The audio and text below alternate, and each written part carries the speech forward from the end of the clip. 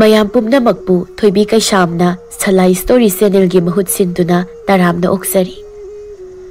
Ngasi sum mahusagum mayamgidamakta yamna nungairaba wari macha ama puduna laksari. Wari asigi mamingna Eigi aroiba Minok aduga wari asibu ibirakpana Cheng Meetei. Hausik mayamgi maphamda wari asi khudol tamjari mayam puna taminarasi. May paksana hotnaba kanba mabuk mapausu phaba pakhang amani. Adubu may paksana na panagana hotnajarabasu thabak amatada may pakba haibadudu oiramdi. Masigi maramna may paksana gi mapa tomanjaw asi yamna phattaba matu masabu thina tawbata nattana masada misai wa thangduna wayamna ngangba mapa amani. Aduna may paksana na panagana hotnajarabasu may pakba mi amadi oibasu ngamgamlamdi. Aduga matam pumbada may paksana gi thawna hapiribi may paksana mo yamna nungsizabi kul amata layminabi Thoibi kaubi laysabi amasu layrambi. Thoibi mi laykidabi khongpham setbi signaba yadabi nupi amasuni. Adubu Thoibi gi ahalaman signadi lairaba sel thoktaba may paksana bu pamdabana matam pumbada Thoibi da may paksana ga pundanaba hehek sayba ngangmasu tawrambi. Ngasisu Thoibi bu mapana thonggal wangman lana sattanaba hairami. Mama, nasanupise thonggal wangman lana thokpa yaroi hayuko ai saruklabadine imung ngasi inai tajasaniko. O aingonda hariba dumainane nasanupida hayo nasanupina yabra yeng. Aidi nasanupida wa ngangningde hekta phuninga ine. Ha ha ha yo. Nasanupida ya phuganba mapani na. Angangse moy mapana nupi mathanta yawi haidana mana harikai hoi hoi na luna tawrubagi natro. Ngasi mana imungsida kusira si tawribasya. Kai satkre moy mapadu haiba ai thantaro wangang haurisibo. Aise moy mapa masasina nongma natraga nongmadi ngauhandawrabani. Isa nupa ahum yawbasina matu senari gaida masa nupi ama layri haibase si phawba kawkhredana. Amabu oiro pasigi may paksana sidadi aigi amata buksabi isa nupisia sukpi hekpiroi mapa sunuside adagi masa sunuside hoi masa nupa sibudi phaiko ado phaina kaidodorige hauzik matam sida laira boiragabo hayeng isa sara helaga pijet pigai setlaga wana laidanabani aduna isa nupisia may paksana dadi sukpi hekpiroi. Mapandagi Thoibi na laurei.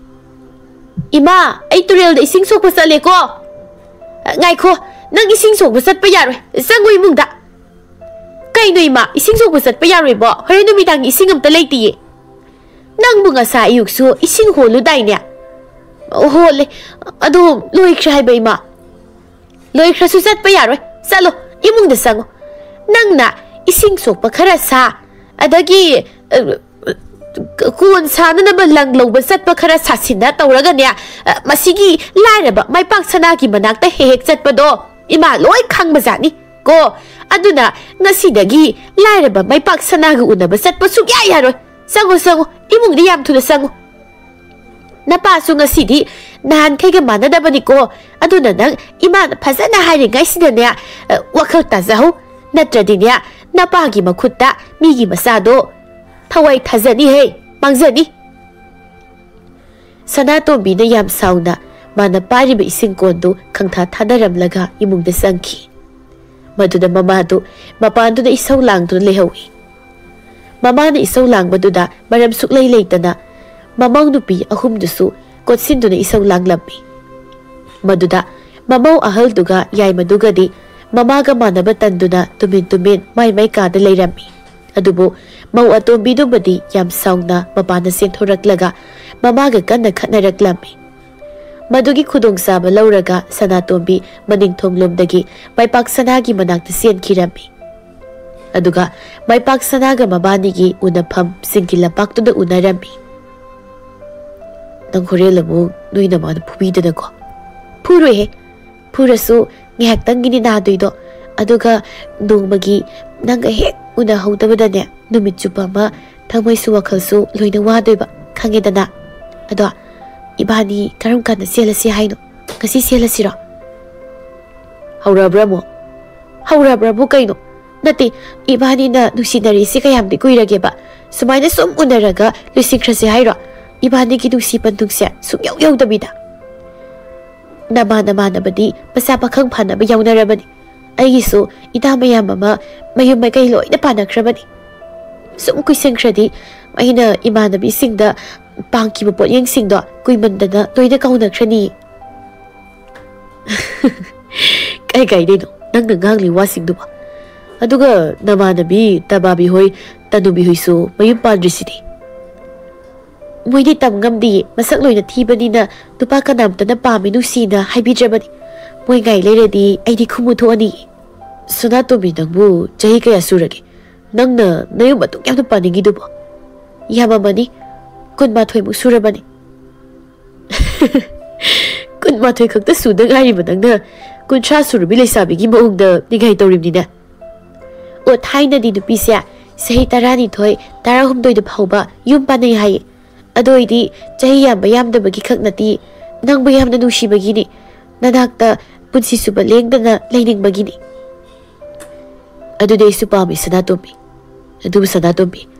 Aigi uzik leiribe phibam sidi nang khangli banatro. Sawar supiasu sarkar gi thabak amatang tawradina hotnaba yaba hotnabani. Adu bom toidi. Mai thiraga da toi. Adu da yauzik apanga phamu thabak suba salisini. Adu kai dawrage sarkar gi thabak natrasu apanga phamu thabak suba di salidana. Matuda yare kaino yuma pan bagidi. Midi thabak suba sub chatana Angang mari mangaga puknay sidia. As Sanatobi. Ay na usik pangliba silsi na di ibani yung pupuko na rui. Sarasu yeni. Nanggi ni haibada ay na karib ta laybi bangam loy haibani. Yare, laybi numta ay gidi yung nagilo ipurake. Sanasu pirosu siensu. Aduga ay gi baga imaga na lawlarak amasu happy ni hay. Ado di ibani di huyu kong laga sayani. Ado di ibani sila sira hausi. Tu aigi di sanaga loina siraga adum laabani ibani di tamgam dena aduga ise noigi bisingna supam pamde haibsimadi nang khangi ko hayagi ibani selasu nangdi noigi bisingna aigona supi biroi madamduda aduda kamdawu Sanatobi nangse aina nungsi manbagi thadok pirabani ko nangi nupa khuthokta siga haradi nanu khudok piramadabani Nupi yata yoi tardi haibani ko ado aidi nangna nupa thoktrasu sel thoktrasu aina nangdi adok nungsini suktha thadok laga su satloi he aduga aigi imai pa na ise nangonda pinadrasu ibani tumina muk chini kaino nang madugi di kemta waranu ai tumina tom laki na nakta Sanatobi gi mataududa mai pak sanasu Sanatobi da nungsini yengduda noksai Nangi adumaina aingoda yenglaga nokpado nokanu ai kai henasu nangdu nuksi ado nang kari khalino jelasi hairoba jeladabani ado aingoda numit kharani di batampiyo ai awaba baithireba punsisina numit kharani duda kari thabak tawba yaba leibage haibado ayumta thige sigi sang naidaba aigi thabak sinade ibani yam wadi hoi ado Nangi waraba mai thiraba haibu wahaido toina haigado bibasu warga leiba ya ponte kada khangni ibani hek thungdabaga khangdung nugairadi nungsu nugaini da ai leisidi nangi dabakta yumdagi karib ta piraktrasu nangna thabak phangdrasu nugi thongalda ne ai singju bora yonthagi ayuktana tanga saga nungthildana singju bora kagau yonthagi aduna nui thongalda Aigi hotel ama sanaba mapam khaklaga thamuko asumna maipak sanaga Sanatobi gadu ngyak amuk nungsibu wari sanaramlaga Sanatobi mamjrigaida mayumda muk sienki maipak sanasu Sanatobi ga unari khaidi wakhal nugaina thongna leina yumna ngasisu hanjilai adubu thongal hek yorakpaga mapato manjawna yu thaksinduna mamaga kanna khanadura leirambi Masanupi aniduna mapaki bana mamagi marumda kaptura leirambi. Madu ubada may paksanagi harauramba nuklama may thongdu kangon oli. Paramba thongnadusu kangson son thaki. Aduga Mapan mamadu phuge tawriba khatnaribadu khamtokpa sensilli. Noi amata aigi yumsi leiba yarui sakro satlo. Sattedi lamchat naidabi mama masase. Adudi phuthazaba taridana kadai de lekre aigi lisagi sektupado. Maipak sanada. Baba kaido taiduba. Nungtigi yu thaklaga yumda khatnaba horise. Phana su haloirabani hausikti wakhal taba yaredana. Sunindaba lemza saba pama nangsu lakpiridana. Hey, minai masa lekai thokpa ngamdrene nang yaktakta. Nasadu pana lekai da kari taurage aduga imungsida suningjiba lemza saba pamlibase isadu pana tiye nangne imungsigi posei kayamti yame huran dana yugo naraga thaise sakhumdasu kolik amata leitredana nangne yolaga thakpada madudagi hendoktana Nasanupi anisina wana sazarim panik pauba huralaga yuga onaraga thakdoknaba namukta yeplaga puramliba natro nangmu karamba bapado nangni sikhiba yarabani lekaisida nangma pattabadu pase amata leiramoye ima yari tose lekaina taraga tukna khidem chaubi tombi noinisu imungda sagosalo babusu potharaga leiruro oi nangna hairaga aini te sangadra ha aini husik lamchat naidabi namase phukini aibu huran bakaida yumsi aigini yumsi leibu pot khudimang aigini aini yoninglaga yoninglaga tokani adubu lamchat naidabi nangdi yumda leiba yaroi satkro satlo mapa to manchauna mamada phudaba sensilakpaduda maipak sanana mapadu khambada mapa to manchaudu yungawbaga lungda tukhirami Tomanjauna yam sauna. Mapa ingo na pura ba. Mapa ingo na kutarba. Hey, nang yam na pattaba masani. Ano na ni napunsido may pakpangamdar laydo. Miyu shitaba. Mamagi bisang laga mapa ingo na kutaba. Hey, nang napunsido may pakpangamdar mo yuko nang. May pagsana mapi irajena. Baba, ay sinangi na sana trabra. Baba na batang pumbada nasay ko na misay watang na gagmini mo ba? Nasay na punsiso pa may tiba mi mo ay naga wana taway taki mo na Baba na pamli ba siya? Ibahagi po ko na paano yung taklagang pangagang mo na niya isa na wakal sontaga na mo natin. Iba o gira isa na mulandra din niya na paano misay wapa na tang doon na say na baso. Isa na karim na pata ba oy ko karim na isa na pata ba oy May na napada hanjin zasani. Ano ganyan? May nasipam na pang kang nagsisakisani. Siroy! Ay ni suksi siroy! Sahi saunga pun sidaw rin ni. Noy ni sidoy say, namana sa may tagta taro olaga sidaw rin ni. May tagta olaga sidoy siya, pata ba? Natuna sa doon pa nang ni, ay koy nati. Iba, babaga manawro no yari, laway mong sagasi. Minay masasing siya. Noy ay na yung nahalagpada kanama na liram ko. Liram ba na nangagsamsig no tang na makakaika ko. Yu tauke. Siya yaw di. Isa no bigi panik amaka huralaga pugi tau mo su mama patabi na namdalik malawi na. Ito di ay di yu kamay takani. O ada na nila istasyalit ang niragi. Ay ko ilay kay ginaha suamat na mati. Ito di ay anaba misagi ko.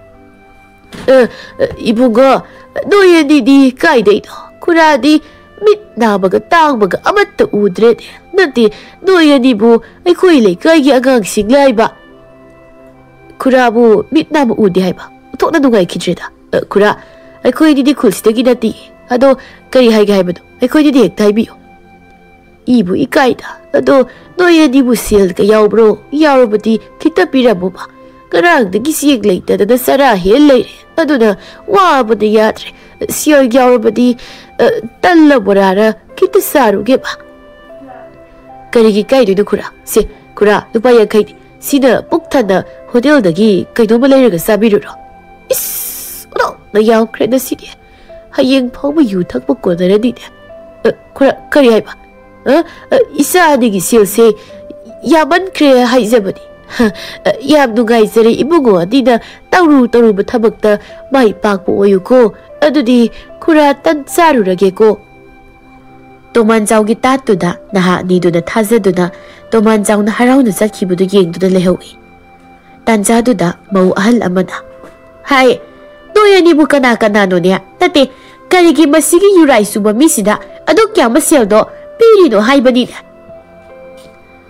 Itay mo na haibiribudubu yurai suba haiba. Hoy niya, yurai suba. Tatpat yam na haiba mini niya. Mana, mi kudingi tatpat tawdana sil niriga yu taklibani niya. Mayugi potsay kasi madugi panik pi adagi yam kraponi mana yon na yu taktukliba patkidraba mini niya. Dati, noyanibu maga wari sanabaduda yunam namdabray ba. Aspa mo kradalu pa yankay do. Kaya ito bisakragi, husiki haldo ba? Naha anido yam sounding na satki. Tomanjausu naha anido na piramba lupa yankay do na yu tap takay taksilaga yu yon pamduda haugat pa pauba ngamda kay tado na layrami. Aduga, magi halak pa siyasing nga dusu yu takpalak pa bising na among huran bikirami. Asum na, noong hengan bagadi Tomanjau do, magi siyal ka na hurali hay na imong de isaw lang ba potsay lang kay koy kay mamuktaw rami. Maduda, may pagsanana, mapabukhamlo bada Tomanjau na masano pa may pagsanada, misaywa hangdo na amuk say birami. Tomanjau, fanasaw naglabaso, mabuhiyag pokpa mapani na, mapada akan muwamadyan ang mapaw mo hayramte. Asum na sayol krahaw kri, may pagsanana, kulgi ahal singi matong indo na, migi yung sabasat pa, lawyay ba, bukri kongbal taw mapaw mo sa lami. Tabak laytraga na, singda sa to na singyalaga, kay tilda paw mo yolami. May pagsanana sil kratok na bahayda na yung na yen ngano amadi ok paw maloy zarami. Ado sumapan na yen ngano singdo sabada loy rami.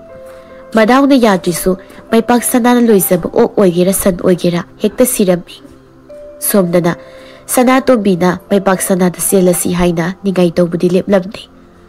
Nung madi may pagsanana tabag tolak pagilambi na sanatombi ki mamana may pagsanabo masimarum amadagaw sindo na. Sanatombi ga lay nariba marido o ibayaroy yam to na laptok na uhay na yam pasaba wahay na tina say birami. Ado na may pagsana nung manong magi wakal son tabahay bido oiraklami. Ado na may pagsana na sanatombi ga unada na baso sumuhot na rami. Ado na nung madi sanatombi yam sawdo na may pagsana gi yung dalaklami. Kang ni mamang asiri nung magi mikup ama ibani unahaw na bada ibani yam na way tumbayadi. Jabasu yadi, thamoy ki bihul kasya, ding chokay way hay ba khangli ba niba. Matuga ba na hadag siya, ay gauna na ba, kanho na rin si karigino ba. As, mapapata ba siya mok layrami ni, nati ba na tawri si karino ba. Mapi marol kasya, na ikong ngakta, suris na turaga layrami. Mahana pata ba mapaoy ba gini, ay himay pagsana na wari ba si ko. Masi, ay nayayum si na mawoy na kanda niya, lak nagiyong ko, tsaka po ay khangli ba. Tomanjau na yung ngawraga. Kanano, ay kogi togal sa ngaybidu pisa. Siyal ni bidu pirakadaba mirani. Nantradi tantoki gini. Hey, Pema, nang ni kanano. Siyal yawbra, yawrada kita piraw ba. Garang dagi saksada bagi waba na yadre. Ay, saksada di sino malem kanay siyal kita piyo ba. Sanato bina. Yengo ni. Haukat pa pao ngam dyan masase. Yunam si dia. Asway pao manam mi haiba. O siroy ye, kaysu pakat kanu. Saksadra su, takliba ni na siroy. Sil yam na pamlaga na tabag su. Yu taksilaga yum na otoy sarok pa di. Tomanjau yam saw na. Kunda si di. Hey! Nang kanano. Kanay masano. Nang ikoy na huran balay na. Salo! Ay kuy da huran ba mi amata sang bayaroy. Sanatombi na kanglaw-law na. Taning di namay do'y kaydra. Nasapok tok laga, mi mo'y na basimbigi di hayda na yu taksin sa silaga na doon na sa holi do. Namay do'y kaydra. Ikay biso kangla mo'y ni mamay si kayno miya mahali ba. Mapadalaw na ba doon may pagsanagi mamaga masanobi aniga do sento rai. Sanatombi ya nangoy ria. Masanobi anido na. Iko'y pamagkat na rin maling isi sanatombi si. Masigi ikay kang dabi na pisa. Tanto ko ni. Masak siya. ubada sien tondраsu thongning mu sakta waini mase pasi I karakta na hauji yu kharung ma lauraga maya sin haini se adoiradi yam thuna chandawa uzare dana adoima damai paksana di leitabra natraga na aila ko lot khrabo noi damai paksana di leitiye thabak sathiye ado nangbo mangoda kari haigi haibano wa gairoi asam phoidoi ne ma Thoibi ga mai paksana gi mamaga wari sum sanabaduda toman jawdu Thoibi kanano khanglakpagum tawrammi aduna toman jaw wasoyemu ngang bhauraklammi nangbo aigi isa nupana supam pambidabi rasi yamna yawdaba inawbigi masa nupidurane haha noi na pana sani ikaiba khangdabase waka khangdedako aigi isa nupana pambidre khanglabadi Athouba nupa ama thironi bema Thoibi angau basi ngangali base nang tasiluno ko masi sidau koi dramni mamai mamit kasi pukpom pom lisi uredana masi siram daigini Ima ai ke mawalo bidida aigi mai paksana ima hoiga limina doinina ado ima ayong salage lambida dame paksana do thatlaga masam do phoirage ba aduda suma aina haiba yadradi huren phi yomlaga ima hoida la adawni ima ai thoe ko ikai khangdabi nama na pa no warak tabi dang aini ima hoina sulau lo siloi yumda su sagaloi nei na fa ga nama ga do aini su ayade su pam pam ni Thoibi na thogal da gi muk laurammi aigi ma ga ipaga na su ikubok nang sia su nong nong si de su pam pam de ta sau de yeng ning de ye ai su yeng ning de na sak to As karam thoklaga doi to ne tawrisiba mazanupi ani duna ima isi Thoibi sa pagangangjabagi wani mabukti yam phabani yamna su sambani hoi ne ima su khangi ne adubu moi halaman singdugi wangang sagang singdudi ima hausi su kaujri ne pasi pumba napa oktaba se mina nusi mattabadagi thokliba gaktani pasi da khara thuna sikradi ne imung sikra nugai ga dawbani Hey, lamchat nai da bisa noi leibagi ni ne aina ngasi inin tamni hingma ngamdri basa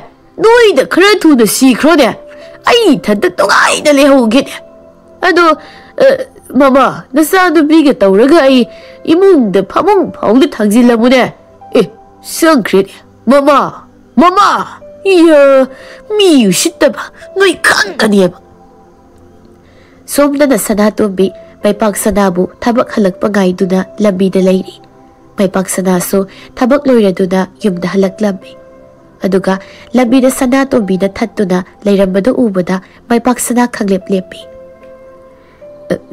Thoibi nang ni sida kaidorami ba ai leirambase kibra lot pasen ba kanang hautraba natro kaino nang nangai duna ai di karigi nang uraga lotoino ado nang sida kana unaramino tatandaro ata yautro Thoibi mapi ira chenduna mai paksana da chensilaktuna mai paksana gi masam phoirami aduga kapsu kaplambi nangna aiga lapthokna da batawsi kaino aina nangona kari aranba nangni yada ba kari thabak tawgrake ha ayo samda Thoibi lekai gi mi loidu ukhrani ba ayo Thoibi uningu jasanu ibani gi maramda lekai sida khangdaba mi kana yaurige mi ni tokro yen ga no phawba imani gi leidari manung si mari siloi na khanglabani na khaktani khangsina dana aigoda gi lapna seni hodari si adubu aini dom na gina tongni inarakani khangaba nang na dak marakse aiguna siyajiba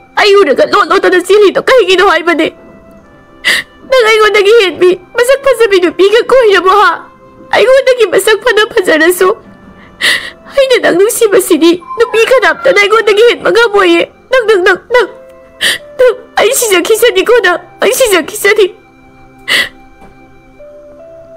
Thoibi ai nang natana ai tupi kanap ta koidi ai shu nang muyam na nusi adu Thoibi nang ai goda leiradi yam du wani yam du sukap kani nang hayeng ni gam oi adu da Thoibi nang nui ima na haibi intu na nung hayay pa na ita khudba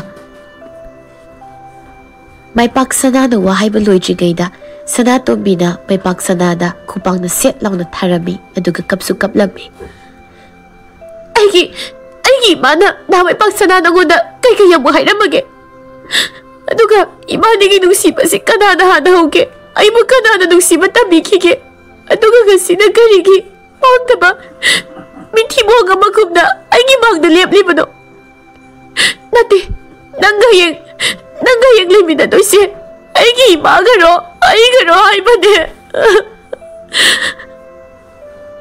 ꯁꯅꯥꯇꯣꯝꯕꯤꯒꯤ ꯅꯨꯡꯁꯤꯕ ꯃꯇꯧꯗꯨꯗ ꯃꯥꯏꯄꯥꯛꯁꯅꯥ ꯊꯧꯅꯥ ꯂꯩꯅ ꯁꯅꯥꯇꯣꯝꯕꯤꯒꯤꯗꯃꯛ ꯑꯃꯨꯛ ꯂꯦꯞꯂꯝꯃꯤ꯫ ꯑꯗꯨꯒ ꯁꯅꯥꯇꯣꯝꯕꯤꯒꯤ ꯃꯃꯥꯅ ꯃꯥꯏꯄꯥꯛꯁꯅꯥꯗ ꯍꯥꯏꯔꯝꯕ ꯋꯥꯁꯤꯡ ꯑꯗꯨꯁꯨ ꯁꯅꯥꯇꯣꯝꯕꯤꯗ ꯇꯝꯂꯝꯃꯤ꯫ ꯃꯃꯥꯒꯤ ꯋꯥꯗꯨ ꯇꯥꯕꯗ ꯁꯅꯥꯇꯣꯝꯕꯤ ꯌꯥꯝꯅ ꯁꯥꯎꯔꯝꯃꯤ꯫ ꯃꯥꯏꯄꯥꯛꯁꯅꯥ, ꯅꯪ ꯅꯣꯏꯒꯤ ꯊꯣꯡꯒꯥꯜꯗ ꯍꯣꯇꯦꯜ ꯁꯥꯅꯕ ꯎꯈꯣꯡ ꯌꯨꯡꯕ ꯍꯧꯔꯣ꯫ ꯑꯩꯅꯦ ꯑꯩꯒꯤ ꯑꯔꯩꯕ ꯁꯅꯥꯒ ꯁꯤꯜꯒꯗꯣ ꯈꯣꯝꯖꯤꯜꯂꯨꯈꯤꯒꯦ, ꯑꯗꯨꯒ ꯑꯩꯒꯤ ꯑꯔꯩꯕ ꯐꯤꯔꯣꯜ ꯃꯌꯥꯝꯗꯨꯁꯨ, ꯑꯗꯨꯒꯅꯦ ꯏꯕꯥꯅꯤ ꯆꯦꯟꯕ ꯅꯨꯃꯤꯠꯇꯒꯤ ꯑꯩ ꯅꯣꯏꯗ ꯑꯗꯨꯝ ꯂꯩꯔꯗꯣꯏꯅꯤ꯫ ꯊꯤꯕꯒ ꯁꯨꯛꯌꯥ ꯌꯥꯔꯣꯏ, ꯑꯩꯅꯁꯨ ꯁꯨꯛꯆꯠ ꯆꯠꯂꯣꯏ꯫ ꯑꯗꯨꯗꯤ ꯃꯥꯏꯄꯥꯛꯁꯅꯥ, ꯑꯩ ꯆꯠꯂꯒꯦ꯫ ꯏꯕꯥꯅꯤ ꯅꯣꯡ ꯅꯤꯅꯤꯁꯤꯗ ꯆꯦꯜꯂꯗꯣꯏꯅꯤ꯫ ꯑꯗꯨꯒꯅꯦ ꯅꯪ ꯍꯦꯛ ꯑꯩ ꯀꯧꯕ ꯂꯥꯛꯇ꯭ꯔꯕ, ꯍꯦꯛ ꯂꯣꯠꯈ꯭ꯔꯕ, ꯅꯌꯨꯝꯗ ꯂꯥꯛꯑꯒ ꯅꯪꯒꯤ ꯀꯥꯗ ꯊꯧꯔꯤ ꯌꯥꯜꯂꯒ ꯁꯤꯔꯤ ꯈꯪꯉꯣ꯫ ꯑꯩ ꯆꯠꯂꯦ, ꯅꯪꯁꯨ ꯆꯪꯉꯣ꯫ ꯂꯩꯀꯥꯏ ꯅꯨꯄꯤ ꯑꯈꯠꯄ ꯌꯥꯝ ꯂꯩꯕꯅꯤ, ꯅꯪꯉꯣꯟꯗ ꯑꯃꯨꯛ ꯄꯥꯝꯈꯤꯅꯤ꯫ ꯅꯪꯗꯤ ꯏꯄꯪ ꯄꯪꯖꯕ, ꯃꯕꯨꯛꯁꯨ ꯐꯕ, ꯃꯁꯛꯁꯨ ꯐꯖꯕꯅꯤꯅ ꯂꯥꯏꯔꯕꯒꯤ ꯋꯥꯇꯅꯤ, ꯂꯥꯏꯔꯤꯛꯁꯨ ꯀꯕꯣꯛꯁꯨ ꯍꯩꯖꯕꯅꯤꯅ꯫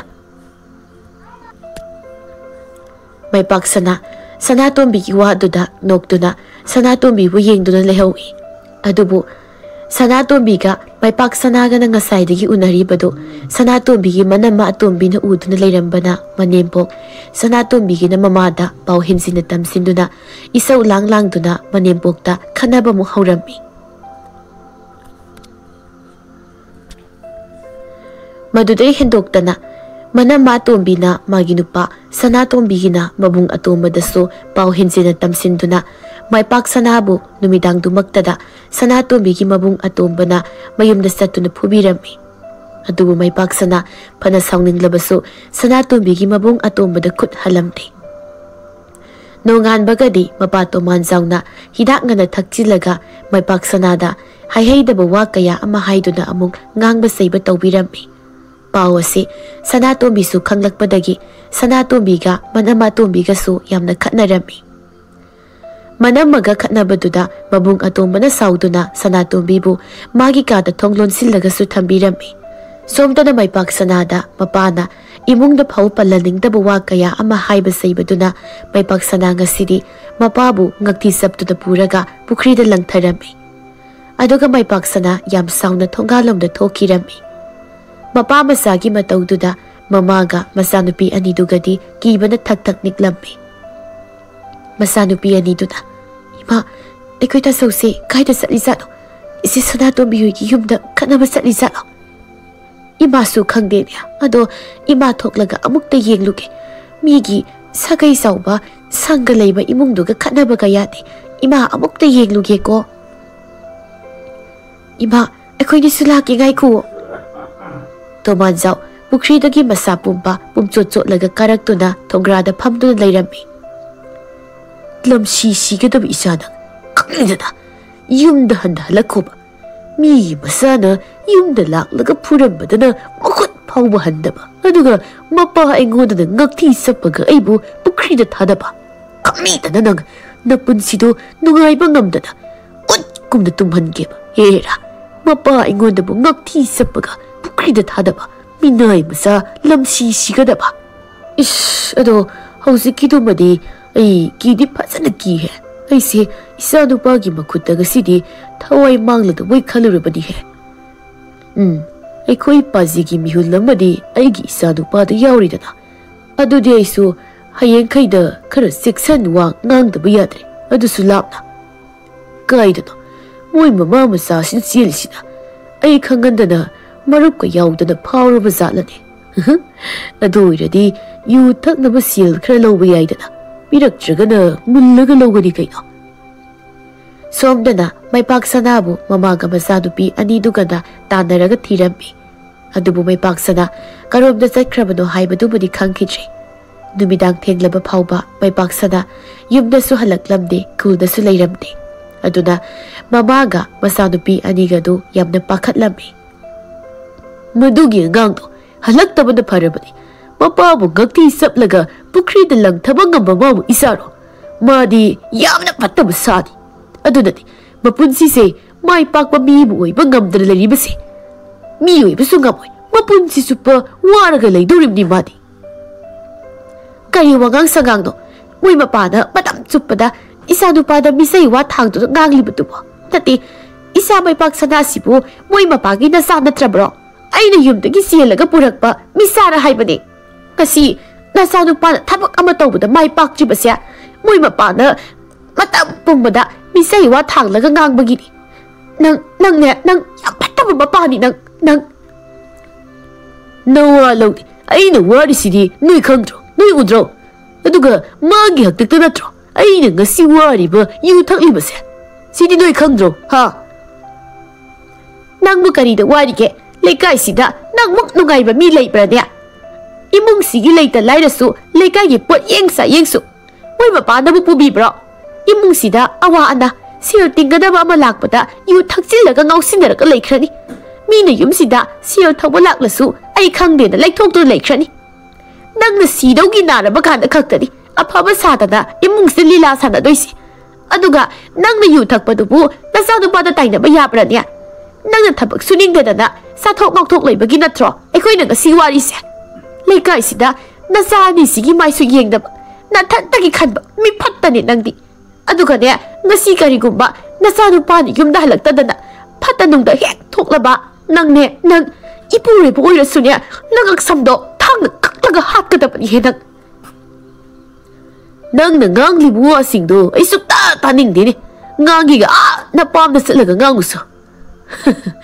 Aduga masano pa pang daba mitibong dugi ay bu thang nagkaklaga hat ka ni kay. Hey! Nuy ni ay nahatoy siya. Mana no patok lali karigi rasi yam na yaw daba ina kay na kulli na napal tawri badugi masano pido para ka law na.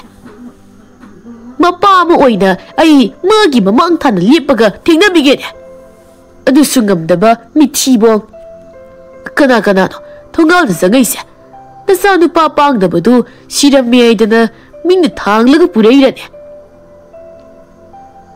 Karigi no Sanato biyogi imong manung huptan la isina. Kari itong mo yaro basak no ni moy mapa. Ay imong saglagi he. Moy naglaga ay halaktri na kumuko. Naman na sana. Doya nisu imong nasango salo. Mapa na tuklakan ko. Iba su imong nasangla silaw. Iba yamki laoy ma. Sanato biyogi mapa, mama, manama, mabungsing do na yamping nasanglaglaga.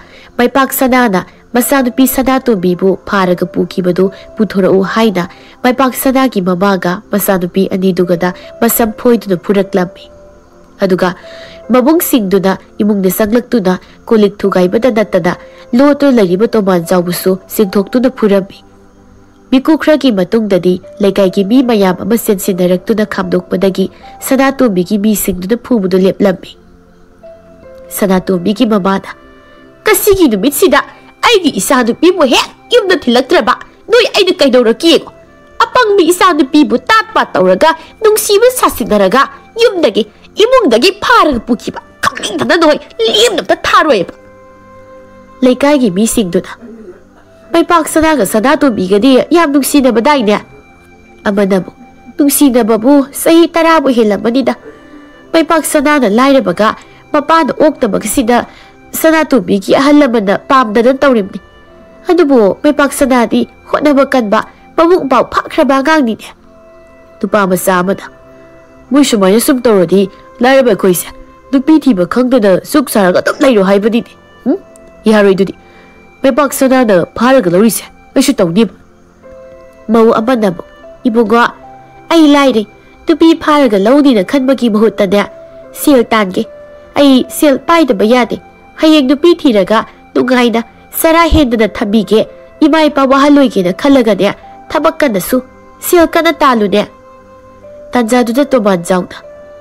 Ay gisa no noy na niya para ka tawning mataw hat kira tukira ma ay ni yung sisusagaloy ma ay gisa na ti ma gay ka mani karim talay na ti at noy na ay gunda di pura ka no yam nay ay di isangam na na pamong nagisu hedok na mo kuya ba di na. Tumanjaw gi mapa amagi wagang daba tat pat ki mataududa lekai gi mi singna toman chauda yamna saunarami aduga Sanatobi ki mama mapa hoisu ngasi gi matamse thanamlaga tumidangduda Sanatobi thiba satkirami adubu Sanatobi ga maipak sanagadi yumdasu hanjilaktre thiba su khangkhitre adubu Sanatobi di maipak sanagi arapa khulda leiba maneton gi yumda lotuna nungaina leirami maipak Sanatobi no yanibu yumda pau badi piki bada phatro tatradi yungi halaban singdo pakhatnarani ne Pigumsini ne ai sida lei khangkibada moi mem laga ai dum pukhrani ai pukraba dhamai pak sanaga igadi adum lapnakhrani ai hetu talline ne adune ne dhamai pak sanasya karangdi nupa yam thokpagi wani adusu yu thaklaga Mana yu thaklaga ibani selani haiba khangamadi nahana yu pi thaklamdawni Pai pak sanana is wari gadi Garang to musawning beheman bagi taktani thaklagin thaksin baywani adu thakpai natra nangna aikhoida laaga ai pharaga chelisa hoi ado aidi ibaya to budu phuge lakpani aduda noigi mi kanam layamdabududa nangoina phabai wani noigi wari do kai khone he hauzik kaidau sige haibadu hana khanasine adui mathakta satnabi haiba masulai madu indradi pamdaba thongdok tholakpasu yaine nang nabai haldusu halakte da maipak sanagi yumda kari pau lagi amukta yengbiru soina thaki bani ne dine aidi yumda sukaran bangam zore ko aduna haigumsi haye isaga yawra kada oina da maipak sanagi bani chelena yumda harasiba nang sukra hayu he tubidu sumlai aidi hena yumdan bapamdi ado yungi kari pau lagi haibado adu hana khangkisi Ngayak lairaga maneton gi masanupa ahaldu halaklami aduga ngarang maipak sana ki mama mapa masanupi aniduga Sanatobi gi manam masinga mabung singa duna phana phurambagi wari sing yauna pau pumba tamlami pau sitabada maipak sana sauman khraduna phamlabadagi phuk hawgalaklami adubu maneton na themduna maipak sana gi asawbabu phathabirami aduga Sanatobi busu themduna wa kaya ama hairami Asumna maipak sanaga Sanatobi gasu maneto na haibi induna yumda pau uma piduna nubi mayumda haidokpa chatnaba hairami adubu maipak sanagi mapa tomal zaudi chatlo haiba yadabadagi sagai gi makura sing oina haidokpa chathalami adubu Sanatobi gi mamaga mapagana wari sanasi yadana masanupi yam tuna thilaknaba oina hairaklami adubu Sanatobi masana yana senbani haiduna yumda halu yadaba kaknatana mama mapa manama mabung singna phauba Sanatobi bu lawbala asu satsi haiba sukya yadabadagi Sanatobi bu mamaga mapagana yumdagi punsi supa inthoklami adubu Sanatobi di inthok pirakpaduna hena harauzaduna hauzikti Sanatobi maipak sanagi manakta yam nungsinana nungaina leiminazaba phangjarami Maipak sana so hojikti Sanatobi phangzabadagi hanadagi hena hotnaba hengalaklammi adubu maipak pa nungaiba haibadumadi hojiksu phanglamde ngasina mu kaidorage unglaga mu halaiduba thabak yamna warabraba adumaina wadu oiradi aikhoi thongkalda ai tanbura yolage hairaga ai wadi tangoten phamlaga tanbura yolbagi wakaldo amta thadoko is tangna tanbura yolaga lekai gi nupa singse tanbura sabu lakpagi namada nangoda irang tahonge hairo is khaman kasu sauri mali o ithana phamdongba nati imaga ni phamina doise imaga phamgira aiga phamgira yarodi yaroi haima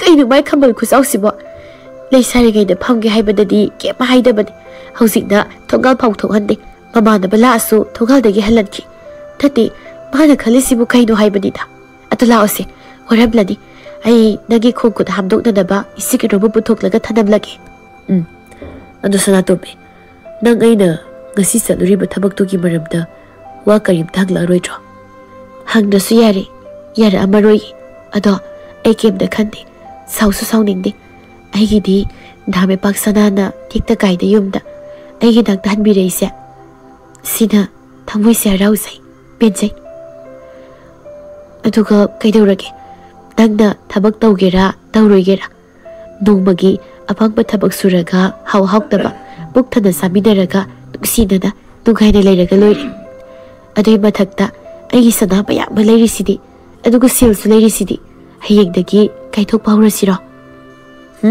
madu yade aina ngamliba makai aina hotnagani nangi sanaga silgado sokpa yade adum thamko ado ai khongkhut amu tamdoke aduga kari sang thonggadabano ai kaithel toklaga leirage leitrusu yani insang lei ado kaigino imaga saubiga tobiga na aigoda saksu tom thonga ningdrise hauroi kaina khali zatlaba imungi thabai khangsu chaubiga tobiga na anamba tawi ayawge haibasu yadi wani inama pothawana hek thaire mai pak sanana nokpe tawraduna manama wahaning dadana luda tawzari oiramni ado ai ma thaige sana to bisu chaka khar thogalona natradi chak thongba kawki dawrena hoi adudi haidau ko soidabya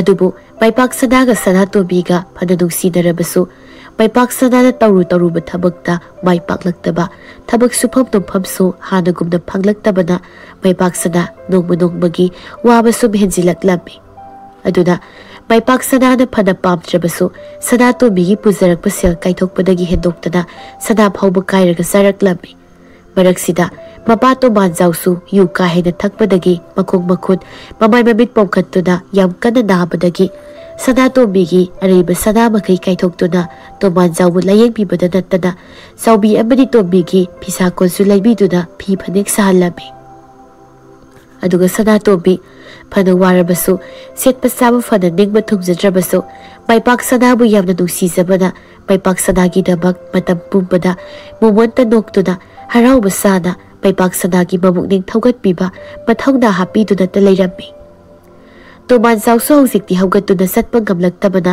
masa mathanta siradra haina pakhatchabaga mamau nupigi nungsiba matawdugada wakhal khar tarakpa gumna tawraklami ai sibu sidawrabrane sidi siningkijeda imau nupina marol ama nungsireiba isuga tuna ani ahumga imitsida uningleiba adubu isu ba phangdadaga ai sikhradi as thawai siam dungaira oidorida aduga aigi anabasina supa pharoidaba zatlane khong khutsina pomliba sauriba khutna paibadaga bit changbaga chak manare puk kaisu kangle pajana chegak sina chapsillira ai soidana sirani khangebo sanato bina sagaktuna kanano sidoibo pabaro pabadi sibasu yakiroye nasadu pada pabana napunsida nugai bagamdana mahango utki mapai oina tumu kaina misai wa thang dana ngaki bisai ki mayamdo ko khalamdana paba siba yaroi aduga pabana gana sidokraga hayeng nasusingna ima akoi pupudi leitro masa kamai tauge pupu piyu pupu uningi kaina hairadi aidi kaida isagi mapu lawrudoino ba kaida satlaga aduna siba yaroi se saksi sasilo lamhen ba yaroi Siagam na takrasani ko baba se saro aduga hidak amuk sanaba toman jauna mapira chentuna aini hina sining dini mangnupi aduga ne oktaba phattaba mapa aina asumba isa mai paksanada phattaba wa kaya mangang ki basai ki basingdo amatta thungloi ko ado mapani dada mitok oiradi thungloi daba Kaidorage baba chak saw hairaga amu kaptara leiduba se baba ain birake naba pharaga isa tapnai kalalaga ne yumu thakpa yanaba aduga ne handaka naradi aidi layeng manga mariko namau nupi sel paijeba sadasu mata leijeba nasa nupa sondakti thabak sufam no phonga khangjabani aduna gaudore nasa nupa se ibang nupi ayu thaklaroi suk thaklaroi ai wasaktuda hairibasidi ai yu suk thaklaroi hek thaklabadi lainin tau ipana chaduna siba oirasadu he ki he baba atubaida wasakanu ado saksi loina ngamsinsiko baba to banjau sak sana kaptuna mamong nupi sanato bibu yam nungsina luna tawbirami Asumna toman jauna naba tapna tapna phagalakpaga maipak sanadi waba hemanbana makoi marang kakkani iruzagani phauba khangda migi yumthong khuding sangduna aphangba areiba thamuk suzagena satlami. Masida amuk maipak sanana numidang wairam yumda halakpada Thoibi mamaga manamagana thatlaga thina saibirakpasu yauribani. Aduga maipak sanasu nongmagi yu thakpa hauraklammi.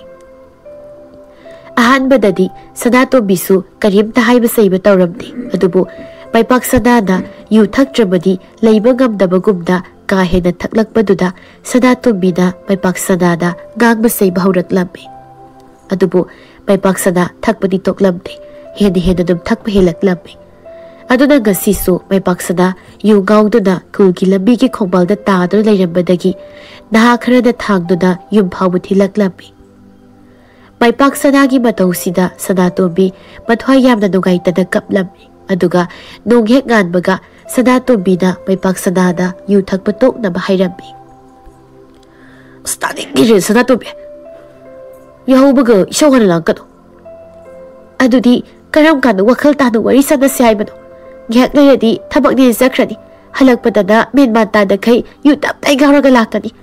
Adumaina sum yu thakto iradi ai yumda leizaro isani ko chachagi sani hi ai. Oh nang nanak barang ai ngona isong toina langi di nangni napam na dingbagi oira. Adudi nang hausi ai pamla amaroi atopa nupa sijau paiba ina kaira ka yamna khunbado mama amani ne. Kaino haipiribadu ba ai di yudo thakpirano lepiro haizabani. Aduga maipak sanana haiduna kaino sanarike. Asingba sarakano aigoda aina loina khangaba sani. Khuldana namaduna aigoda thatlaga khatnaba hauba aibu sawanba. Yumdana nangna aigoda isau lang khatnaba hauba. Noina mana zana pamlibasi aina saurakpa aina phattaba tarakpadu natro. Adu oradi nangsu madugi khudongchaba laraga yumsidagi satkibadu natro. Chalo chanigani sakro chalo. Nawana aigera kari togige chalo. Leibirado aigi yumda. Aigi imana nangonda thatlaga ngangba saiba tauraga aingonda nahadi haitriba karigino. Karigi tumina leibirido. Aduga aidi yumsidagi sungsat chaloye. Aina sirasu yumsida siriye. Masi aigi yumne. Aduga nangna aigi ipuroibane. Thawaini aina khwaidagi nungsisabane. Adubu ai nangonda karimtani Kasidagi hairaro tawbatabu aina tawba thabakta nangsu aigonda nganglakpa yaroi thenglakpa yaroi. Maipak sanaga Thoibigana khatnabadu tabada mamaga mapaga masanupi aniduga sensilaktuna khami. Adubu maipak sanadi khamba yadana yamna saurammi. Thoibisu mabukning nungsina kaptuna leirammi maduda toman jauna. Maipak sana imauna haibu asida kari aranba yaugi ha. Yu thakpasibu afaba thabaklo ha afaba nate thakanu haibasibu kayam kairage hai imang dupi kapangano yu na manghalibase isa manghanbada natana leiminaribi imung madung phauba kangkhong sahalibani ne masi nang khangdra ha yu phai phatte na engoda poktak piribi nang bukana kayam phawbinu nangbo nate pababu kayam phawba panu haibani is kari khumni aidi hai napa ai phatte da nangsu phararoi ge hairibro ha ai yema phatrasu nangdi phaba yaidana aduga de ipadi hauzik yu thaktre wakhal tare de aduga nangsu yu phattabani thakladu ipa isa kai do khanaraga aphaba nungaigadaba thabak ama tawminaba yaidana madugi matam hele paba aduga taningdi nangi huranba tatpat ki wari do. Maipak sana yam sauna thonga kaukhairamlaga thoki. Thoibisu khamba yada khai phiyama insilaga yam sauna thokirammi. Aduga mapamna sattuna thongaldagi mayumna phawmu sangda khai mamabu lauduna thina sairammi. Madu tabada mama mapa mamung amadi manamasingdu thongalda thuklaktuna Thoibibu imungda pusinnaba maipak sanagi manakta amuk hana hankidanaba themnaba hotnarammi. Adubu Thoibina mayumgi thongalda khongap ama phawba kansindana mamasu mapasu manama ahumdusu yam thina nganglammi. Oiriba phibamduda khunlekai pumba thoklaktuna kumhaigumnasu yengnarammi.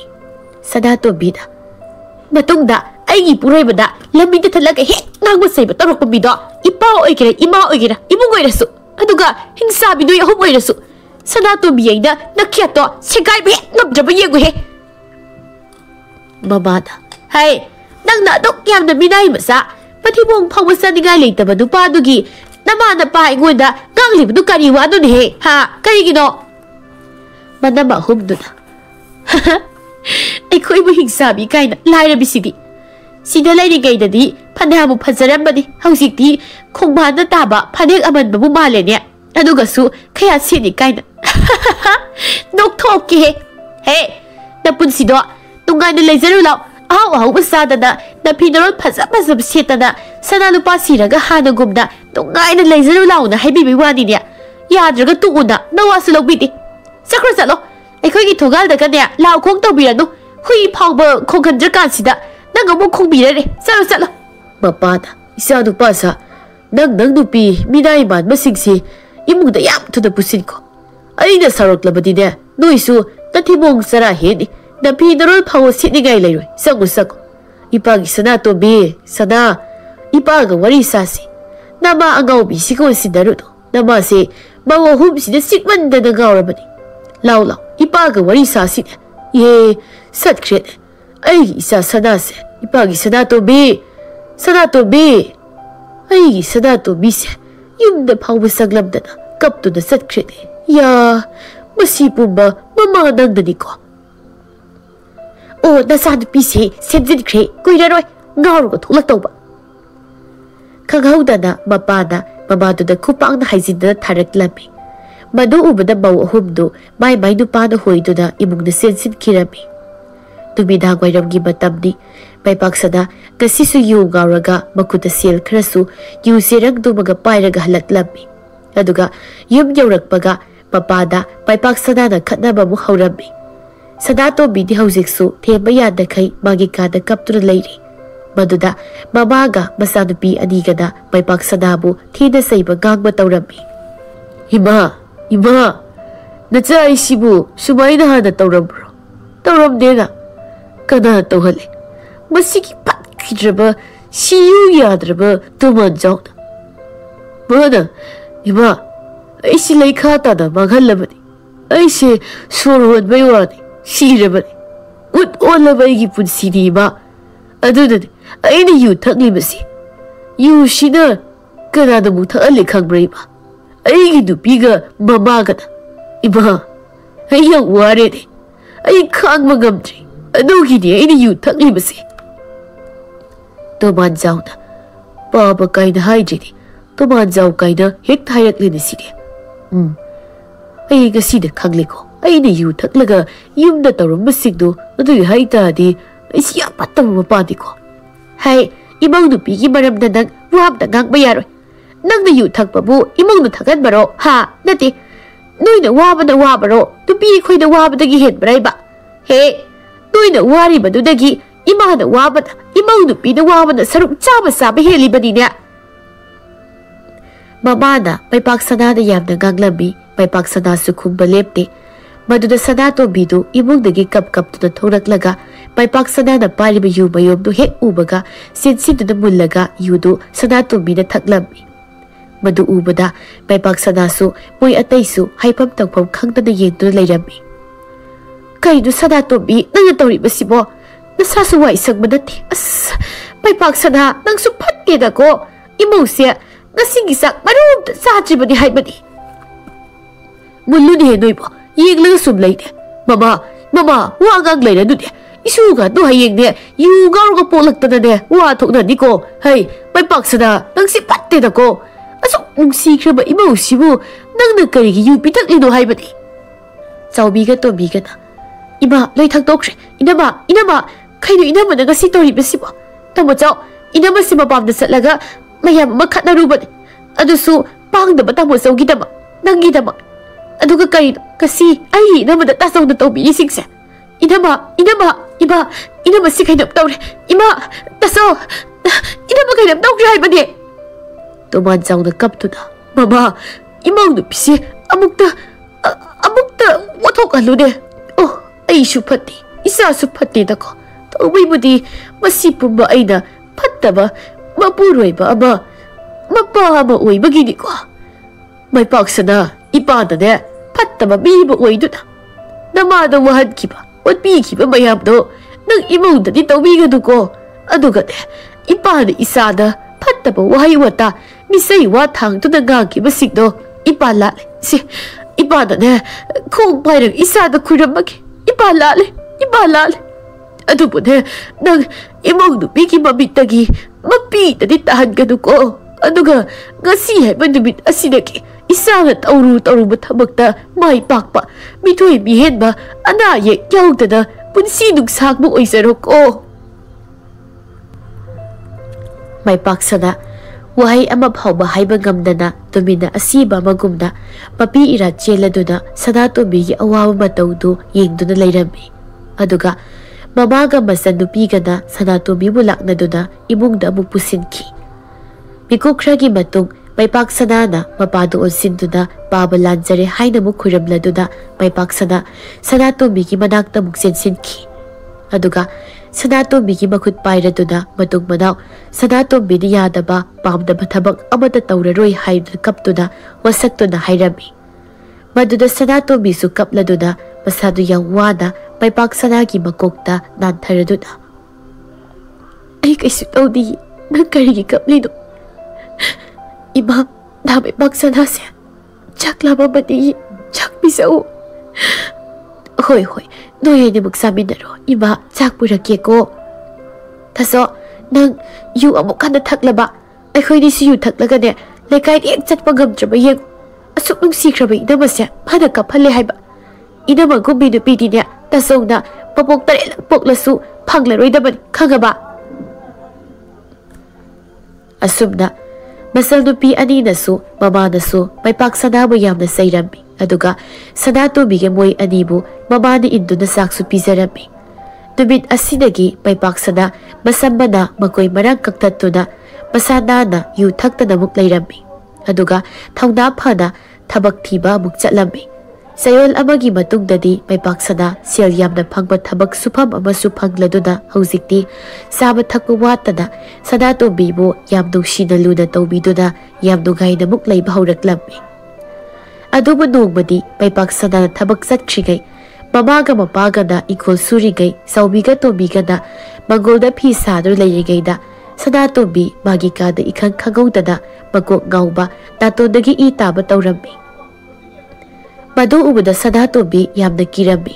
Aduga pamungda wakal mangduna adum tukirami. Mikukhragi matung Thoibi wakal taraktuna manatondagi taraklibi idu taytoktuna mapalda thoklaklami. Chawbi na inama haksang dugay tabro mitkato kainam itaw tawi. Thoibi na inama isa dugay tradi puthawo nasasuway sang manate. Puthaman na Wari na nuydigi manakta thoklay ni ado noy tasaw do halagjibro. Chawbi na halagji inama tasaw di numit taramday na halagdo irong gani. Ado inama bu ay ko'y tasaw uning mana gay magamtrabo. Ano ba na harasu yay? Thoibi saubiga Wari sana doon may paksana halagpagay doon na layrami. Tumidang wayrong gimatam yawbaga may paksana su yam haraw na pirol mayam amalay doon na yam haraw na halaglami. Maduda taibang mangpang na jiba ang gangi pawmayaw na pirol layrak maduda mamana pati hay na may paksana mo sayrami. Thoibi su may paksana kiyam haraw matawdo ubaduda magi kasagi ko ngawba wanthaba natondagi itarakpadu gi matangta kanamta na karimta haykitri. Adubu tha magi matungdadi toyna ko ngawba itaba tawwaduna Thoibi saubi Thoibiga puduna anagpalayag sang amada satun yengthoklami. Maduda doktor na Thoibi gi anabado yamna aruba layag mada yamna waba anaba maoybada nattana anabado yamna suhenjilambada doktor na Thoibi bu ana layag sangda kasidagi layna mahayraklami. Adubu Thoibi na doktor na mapuroy baga laki hayna duna hidakra ihilaga Thoibi yumna halaklami. Aduga saubiga Thoibiga dasu anabadugi maramda haydoklamni. Maipak Sadana Tabak Halaklabado, Sadatobi Anabadugi Maramda, Maipak Sadana Haidoktada, Maipak Sadabu, Yamluda Nuksida Tobirabi. Adubu, Sadatobi da Panadok Labaso, Panaharao Saktam the Lainabu Hotarabaso, Sadatobi ki Baitong, Haksagadudi, Dogmadogmagi, Soxilakpada, Maipak Sadado, Akiba, Tugaitabam Pauraklabi. Aduna, Maipak Sada, Tabak Satabida, Sadatobi ki Manakta, Lender Lairabi. Sadatobi, Nang, Nasadugaitabra, Haksagabdabra, Kashikido, Nangi Bitman Kasi, Kam Dekliba, Kusukubil Kasida, Karigido, Ibakpakliba, Hayo. Nang nasagabdabra Sadatobi. Sadatobi na Dokladuna, ay Karisutawdi, Kusukubil Sidi, Nasadong Siba Panglamday Gini, Ado, Nang Karigit Habag Satrido. Isa Panglamday Gi, Mama Amata, Nangisumay Tawdita. Ado, Sadatobi, nang di fanyam suksili. Ibadi, doktor da sa siyawsing. Is, ay karim na tawag di haraga, nahan na so, sawbi ka tuwi kay koy hum, daktar na sa lurabadi. Ato na daktar na, karim na tawroy, isa panglamday gi, isa lumagi, karuwaban na harak laman sibo. Ado, ay wab na hangge na, nang tamoy siyang na kumlaw ko. Hago, kariwano. Ato pura, ay kayap nungsi. Siyang na kumuko.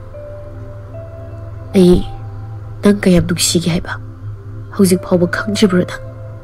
As, kum nang kumohe. Hayo, ay kayap nungsi gaya ba? Nungsi.